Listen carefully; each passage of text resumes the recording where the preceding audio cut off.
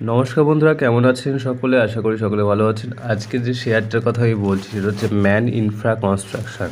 ওকে, তোমরা সার্চ করে দেখতে পাবে যে ম্যান ইনফ্রা কনস্ট্রাকশন। এই শেয়ারটা আপাতত 200 টাকায় রয়েছে। তারিখ হচ্ছে 12ই জুলাই। ঠিক আছে, 12ই জুলাই এই তারিখে তুমি দেখতে পাচ্ছ। তো এটা লাস্ট 5-7 মাস ধরে কনসলিডেট করছে একটা রেঞ্জের মধ্যে।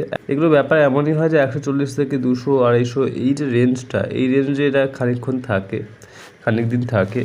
থাকার পরে যখন এটা ব্রেকআউট দিয়ে দেয় তখন এগুলো কিন্তু 200, 300, 400, 500 এরকমভাবে এগোতেই থাকে। তখন আর এই প্রাইসে শেয়ারটা কেনার কিন্তু আর সুযোগ থাকে না। তো এই জন্য আমি বলবো যে এই টাইপের যে শেয়ারগুলো এখন চোখে পড়ছে এবং যাদের ফান্ডামেন্টাল ভালো, 200, 250 বা 180 এই রেঞ্জে এই সমস্ত শেয়ারগুলোতে বাই করাটাও একটা অপরচুনিটির ব্যাপার। কেননা এটা হয়তো দেখা যাবে যে কয়েক মাস পরে 300-400-তে চলে গেছে, তখন আর চাইলেও 200 টাকাতে আমরা কিনতে পারবো না। তো যাদের মনে হবে যে হ্যাঁ, হোল্ডিং করে রাখার ক্ষমতা রয়েছে, যাদের একটা ক্যাপিটালের কিছু পার্সেন্টেজ ইনভেস্ট করে রাখতে চাও, তো এই টাইপের শেয়ারগুলোর উপর নজর রাখা যেতে পারে। তো এই ম্যান ইনফ্রা কনস্ট্রাকশন এটা কিন্তু একটা ভীষণ ভালো শেয়ার হতে চলেছে।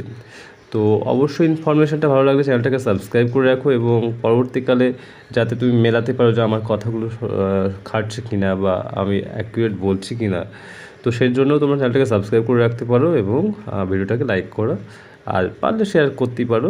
ব্যাস এইটুকুই ছিল আজকে বলা ম্যান ইনফ্রা কনস্ট্রাকশন, শেয়ারটার নাম মনে রাখবে।